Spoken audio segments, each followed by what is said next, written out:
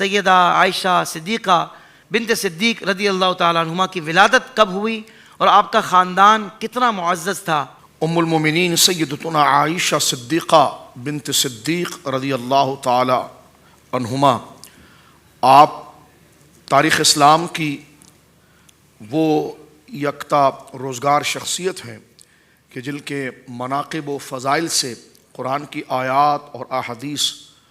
اور امت سے ملنے والے ذخیرے کا ایک بہت بڑا دیوان موجود ہے۔ سبحان اللہ۔ ام المومنین سید عائشہ صدیقہ یہ صاحبزادی ہیں افضل البشر بعد الانبیاء بالتحقیق سیدنا و مولانا ابو بکر صدیق رضی اللہ عنہ۔ سبحان اللہ۔ سیدنا ابو بکر صدیق رضی اللہ عنہ کی 3 کے قریب زوجہ ہیں، ایک روایت میں 4 بھی آتی ہیں۔ بڑی زوجہ جو ہیں ان سے آپ کے 2 بچے ہیں، صحابی رسول حضرت عبداللہ رضی اللہ عنہ جن کا ذکر ہمیں ہجرت کے واقعے میں ملتا ہے، اور حضرت اسماء جو عبداللہ بن زبیر رضی اللہ تعالیٰ عنہ کی والدہ ماجدہ ہیں، حضرت زبیر بن عوام رضی اللہ تعالیٰ عنہ کی زوجہ ہیں، اور سیدہ صفیہ رضی اللہ تعالیٰ عنہ کی بہو ہے، اور سیدہ صفیہ جو ہیں وہ حضرت ختیجہ رضی اللہ تعالیٰ عنہ کی بھابھی ہیں۔ تو یہ 2 بچے پہلے ہیں۔ دوسری زوجہ جو ہے ان کا نام زینب ہے، لیکن ان کی کنیت ام رمان ہے،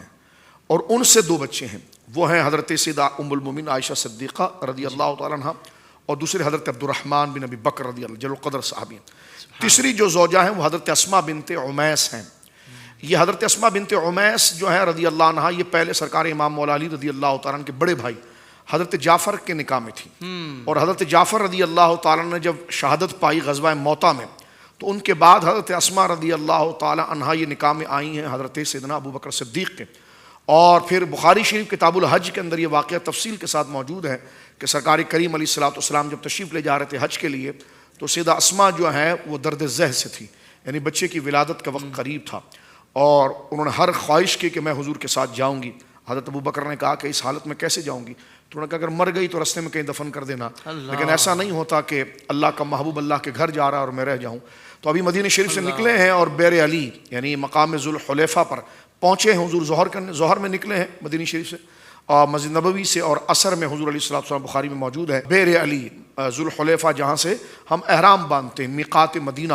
وہاں پر عصر کی نماز پڑھی، اور مغرب کے بعد حضرت ابو بکر صدیق اپنے گود میں بچہ لے آئے، اور ان کے وہ ولادت ہوئی حضرت ابو بکر کے سب سے چھوٹے بیٹے محمد ابن ابی بکر۔